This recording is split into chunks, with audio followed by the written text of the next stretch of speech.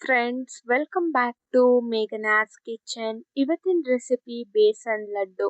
ಎಲ್ಲರಿಗೂ ಇಷ್ಟವಾಗುವಂತೆ ರುಚಿಯಾದ ಬೇಸನ್ ಲಡ್ಡು ಯಾವ ರೀತಿ ಮಾಡೋದು ಅಂತ ನಾನು ನಿಮ್ಮ ಜೊತೆ ಶೇರ್ ಮಾಡ್ತಾ ಇದ್ದೀನಿ. ಕಡಿಮೆ ಸಮಯದಲ್ಲಿ ಕಡಿಮೆ ಪದಾರ್ಥಗಳನ್ನ ಬಳಸ್ಕೊಂಡ್ಬಿಟ್ಟು ಅಂಗಡಿ ರೀತಿಯ ಬೇಸನ್ ಲಡ್ಡುನ ಮಾಡ್ಕೊಳ್ಬೋದು. ತುಂಬಾ ರುಚಿಯಾಗಿ ಕೂಡ ಇರುತ್ತೆ. ಹೇಗಿದ್ರು ಹಬ್ಬಗಳು ಸ್ಟಾರ್ಟ್ ಆಗ್ತಾ ಇದೆ, ಈ ರೀತಿ ಬೇಸನ್ ಲಡ್ಡುನ ಮಾಡ್ಕೊಳ್ಳಿ, ಸೂಪರ್ ಆಗಿ ಇರುತ್ತೆ. ಇದನ್ನ ನೀವು ಒಂದ್ ವಾರನೂ ಸ್ಟೋರ್ ಮಾಡಿ ಇಟ್ಕೊಳ್ಬೋದು. ಮಕ್ಕಳು ಕೂಡ ತುಂಬಾ ಖುಷಿ ಪಟ್ಟು ತಿಂತಾರೆ. ಸಾಫ್ಟ್ ಆಗಿ ರುಚಿಯಾಗಿ ಬೇಸನ್ ಲಡ್ಡುನ ಮಾಡ್ಕೊಳ್ಬೋದು. ಕಡಿಮೆ ಸಮಯದಲ್ಲಿ ಕಡಿಮೆ ಪದಾರ್ಥಗಳನ್ನ ಬಳಸ್ಕೊಂಡ್ಬಿಟ್ಟು ರುಚಿಯಾಗಿ ಮಾಡ್ಕೊಳ್ಬೋದು. ಯಾವ ರೀತಿ ಬೇಸನ್ ಲಡ್ಡು ಮಾಡೋದು ಅಂತ ನೋಡೋಣ ಬನ್ನಿ. ಫಸ್ಟಿಗೆ ನಾವಿಲ್ಲಿ ಬೇಸನ್ ಲಡ್ಡುನ ಮಾಡ್ಕೊಳ್ಳೋದಕ್ಕೆ ಅರ್ಧ ಕಪ್ ಆಗುವಷ್ಟು ತುಪ್ಪನ ಹಾಕೊಂತಾ ಇದ್ದೀನಿ. ತುಪ್ಪ ಸ್ವಲ್ಪ ಕಾಯಿಸ್ಕೊಂಡ್ಬಿಟ್ಟು ಹಾಕೊಳ್ಳಿ. ಹಾಗೆ ನಾನಿಲ್ಲಿ 1.5 ಕಪ್ ಆಗುವಷ್ಟು ಕಡಲೆ ಹಿಟ್ಟನ್ನ ಹಾಕೊಂತಾ ಇದ್ದೀನಿ. ಕಡಲೆ ಹಿಟ್ಟು ಇಲ್ಲ ಅಂತ ಅಂದ್ರೆ ನೀವು ಹುರ್ಗಡ್ಲೆನ ಪೌಡರ್ ಮಾಡ್ಬಿಟ್ಟು ಹಾಕೊಳ್ಬೋದು. ನಾನಿಲ್ಲಿ 1.5 ಕಪ್ ಆಗುವಷ್ಟು ಕಡಲೆ ಹಿಟ್ಟು ಹಾಗೆ 1 ಕಪ್ ಆಗುವಷ್ಟು ತುಪ್ಪನ ಹಾಕೊಂತಾ ಇದ್ದೀನಿ. ಚೆನ್ನಾಗಿ ಈ ರೀತಿ ತುಪ್ಪದಲ್ಲಿ ಹುರ್ಕೊಳ್ಬೇಕಾಗತ್ತೆ. ಕಡಲೆ ಹಿಟ್ಟಿಂದು ಫ್ಲೇವರ್ ಎಲ್ಲ ಹೋಗ್ಬೇಕು, ಆವಾಗ ನಿಮ್ಗೆ ಒಂದು ಫ್ಲೇವರ್ ಬರುತ್ತೆ. ಅಲ್ಲಿ ತನಕ ಚೆನ್ನಾಗಿ ಹುರ್ಕೊಳ್ಬೇಕಾಗತ್ತೆ. ಗ್ಯಾಸ್ನ ಕಂಪ್ಲೀಟ್ ಆಗಿ ಲೋ ಫ್ಲೇಮ್ ಅಲ್ಲಿ ಇಟ್ಕೊಂಡು ಹುರ್ಕೊಳ್ಬೇಕಾಗತ್ತೆ. ಇಲ್ಲಿ ಯಾವುದೇ ರೀತಿ ಬಣ್ಣ ಚೇಂಜ್ ಆಗೋದಿಲ್ಲ. ತುಪ್ಪ ಹಾಕ್ತಾ ಹಾಕ್ತಾ ಬಣ್ಣ ಸ್ವಲ್ಪ ಚೇಂಜ್ ಆಗುತ್ತೆ ಅಷ್ಟೇ.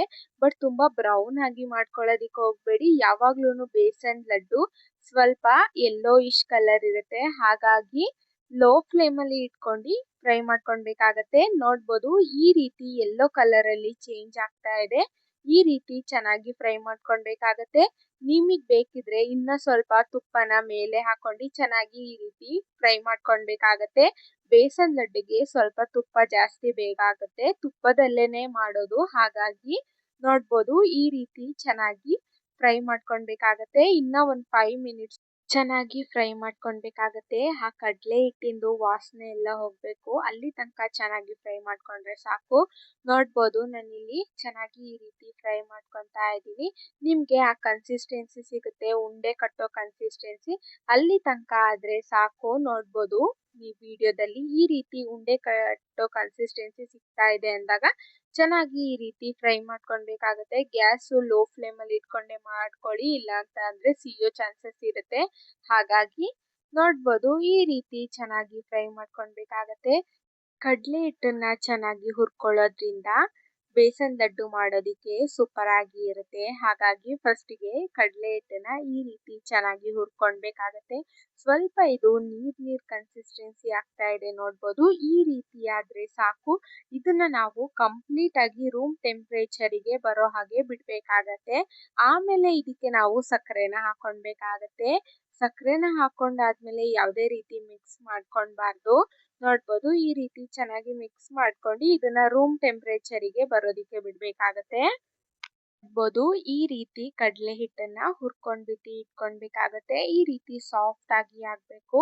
ಇದಕ್ಕೆ ನಾವು ಅರ್ಧ ಕಪ್ ಆಗುವಷ್ಟು ಸಕ್ಕರೆನ ಪುಡಿ ಮಾಡ್ಕೊಂಡ್ಬಿಟ್ಟು ಹಾಕೊಂತಾ ಇದ್ದೀನಿ. ನಾನಿಲ್ಲಿ ರೂಮ್ ಟೆಂಪರೇಚರಿಗೆ ಬಂದ್ಮೇಲೆ ಹಾಕೊಂಡು ಚೆನ್ನಾಗಿ ಮಿಕ್ಸ್ ಮಾಡ್ಕೊಳ್ಬೇಕಾಗತ್ತೆ.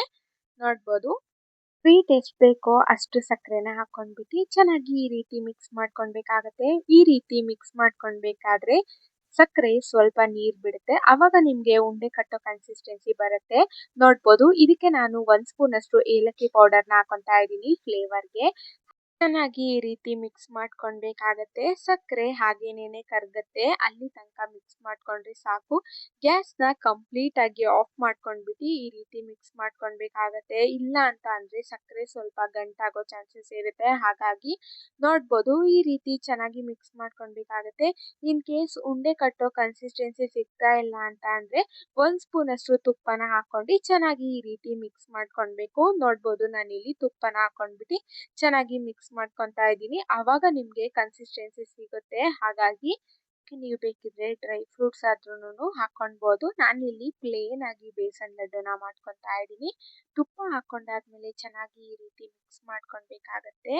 ನೋಡ್ಬೋದು ಪಾತ್ರೆ ಸ್ವಲ್ಪ ಬಿಸಿ ಇರೋದ್ರಿಂದ ತುಪ್ಪ ಕರ್ಗೋಗುತ್ತೆ, ಹಾಗಾಗಿ ಈ ರೀತಿ ಉಂಡೆ ಕಟ್ಟೋ ಕನ್ಸಿಸ್ಟೆನ್ಸಿ ಬರ್ಬೇಕಾಗತ್ತೆ. ನಾನಿಲ್ಲಿ ಗ್ಯಾಸ್ ಮೇಲೆನೆ ಒಂದು ಉಂಡೆ ಕಟ್ಟಿ ತೋರಿಸ್ತಾ ಇದ್ದೀನಿ. ಕೇಸ್ ಉಂಡೆ ಕಟ್ಟೋ ಕನ್ಸಿಸ್ಟೆನ್ಸಿ ಬರಲಿಲ್ಲ ಅಂತ ಅಂದರೆ ಮತ್ತೆ ಒಂದು ಸ್ಪೂನ್ ತುಪ್ಪನ ಹಾಕ್ಕೊಂಡು ಚೆನ್ನಾಗಿ ಮಿಕ್ಸ್ ಮಾಡ್ಕೊಂಡು ಉಂಡೆನ ಕಟ್ಕೊಳ್ಬೇಕಾಗತ್ತೆ. ನೋಡ್ಬೋದು ಈ ರೀತಿ ಚೆನ್ನಾಗಿ ಉಂಡೆನ ಕಟ್ಕೊಂಡ್ಬಿಟ್ಟು ಇಟ್ಕೊಳ್ಬೇಕಾಗತ್ತೆ. ಎಷ್ಟು ಸಾಫ್ಟ್ ಆಗಿ ಉಂಡೆ ರೆಡಿ ಆಗಿದೆ ಅಂತ ನೋಡ್ಬೋದು. ಅದನ್ನು ಇದೇ ರೀತಿ ಉಂಡೆನ ಕಟ್ಕೊಂಡ್ಬಿಟ್ಟು ಇಟ್ಕೊಳ್ಬೇಕಾಗತ್ತೆ. ಈ ರೀತಿ ಉಂಡೆ ಕಟ್ಕೊಂಡು ಇಟ್ಕೊಳ್ತಾ ಇದ್ದೀನಿ ನೋಡ್ಬೋದು ಎಲ್ಲದನ್ನು. ಎಷ್ಟು ಸಾಫ್ಟ್ ಆಗಿ ಸೂಪರ್ ಆಗಿ ಬೇಸನ್ ಲಡ್ಡುನ ಮಾಡ್ಕೊಳ್ಬೋದು. ಜಾಸ್ತಿ ಟೈಮ್ ಕೂಡ ಹಿಡಿಯೋದಿಲ್ಲ, ಹಾಗೆ ಜಾಸ್ತಿ ಪದಾರ್ಥನೂ ಬೇಕಾಗಿಲ್ಲ. ಮನೆಯಲ್ಲೇನೆ ಸುಲಭವಾಗಿ ರುಚಿಯಾಗಿ ಬೇಸನ್ ಲಡ್ಡುನ ಮಾಡ್ಕೊಳ್ಬೋದು. ಹೊರಗಡೆಯಿಂದ ತರೋ ಅವಶ್ಯಕತೆನೇ ಇರಲ್ಲ. ನೋಡ್ಬೋದು ನಾನಿಲ್ಲಿ ಎಲ್ಲದನ್ನು ಉಂಡೆಗಳಾಗಿ ಮಾಡಿ ಇಟ್ಕೊಂಡಿದ್ದೀನಿ. ಎಷ್ಟು ಸೂಪರ್ ಆಗಿ ಬೇಸನ್ ಲಡ್ಡು ರೆಡಿ ಆಗಿದೆ ಅಂತ. ಯಾವ ರೀತಿ ಅಂಗಡಿಯಲ್ಲಿ ಸಿಗುತ್ತೋ ಅದೇ ರೀತಿ ಮನೆಯಲ್ಲೇನೆ ಮಾಡ್ಕೊಳ್ಬೋದು. ಈ ವಿಧಾನದಲ್ಲಿ ನೀವು ಒಂದ್ಸತಿ ಟ್ರೈ ಮಾಡಿ. ಇಷ್ಟೇ ಸೂಪರ್ ಆಗಿ ಟೇಸ್ಟಿಯಾಗಿ ಬೇಸನ್ ಲಡ್ಡುನ ಮಾಡ್ಕೊಳ್ಬೋದು. ಸಿಂಪಲ್ ಆಗಿ ರುಚಿಯಾಗಿ ಯಾವ ರೀತಿ ಬೇಸನ್ ಲಡ್ಡು ಮಾಡೋದು ಅಂತ ನಾನು ನಿಮ್ಮ ಜೊತೆ ಶೇರ್ ಮಾಡಿದ್ದೀನಿ. ಹಬ್ಬಗಳು ಹೇಗಿದ್ರು ಸ್ಟಾರ್ಟ್ ಆಗ್ತಾ ಇದೆ, ಈ ರೀತಿ ಬೇಸನ್ ಲಡ್ಡುನ ಮಾಡ್ಕೊಳ್ಳಿ, ಸೂಪರ್ ಆಗಿ ಇರುತ್ತೆ. ಈ ರೆಸಿಪಿನ ಒಂದ್ಸತಿ ಟ್ರೈ ಮಾಡಿ, ಹಾಗೆ ಹೇಗಾಗಿತ್ತು ಅಂತ ಕಮೆಂಟ್ ಬಾಕ್ಸಲ್ಲಿ ತಿಳಿಸಿ. ಈ ವಿಡಿಯೋ ನಿಮ್ಗೇನಾದರೂ ಇಷ್ಟ ಆದರೆ ಲೈಕ್ ಮಾಡಿ, ಶೇರ್ ಮಾಡಿ. ಹಾಗೆ ನನ್ನ ಚಾನಲ್ನ ಸಬ್ಸ್ಕ್ರೈಬ್ ಮಾಡ್ಕೊಳ್ಳಿ. ಹಾಗೆ ಪಕ್ಕದಲ್ಲೇ ಕಾಣುವ ಬೆಲ್ ಐಕನ್ನು ಕ್ಲಿಕ್ ಮಾಡಿ. ನಾನು ಯಾವುದೇ ವಿಡಿಯೋ ಅಪ್ಲೋಡ್ ಮಾಡಿದ್ರು ಫಸ್ಟ್ ನೋಟಿಫಿಕೇಶನ್ ನಿಮಗೆ ಬರುತ್ತೆ. ವಿಡಿಯೋಸ್ ನೋಡ್ತಾ ಇದ್ದೀರಾ ಆದರೆ ಸಬ್ಸ್ಕ್ರೈಬ್ನ ಮಾಡ್ಕೊತಾ ಇಲ್ಲ, ಈಗಲೇ ಸಬ್ಸ್ಕ್ರೈಬ್ ಮಾಡ್ಕೊಳ್ಳಿ. ಇದೇ ರೀತಿ ಸಿಂಪಲ್ ಆ್ಯಂಡ್ ಈಸಿ ರೆಸಿಪಿಗಾಗಿ ಥ್ಯಾಂಕ್ ಯು ಫಾರ್ ವಾಚಿಂಗ್.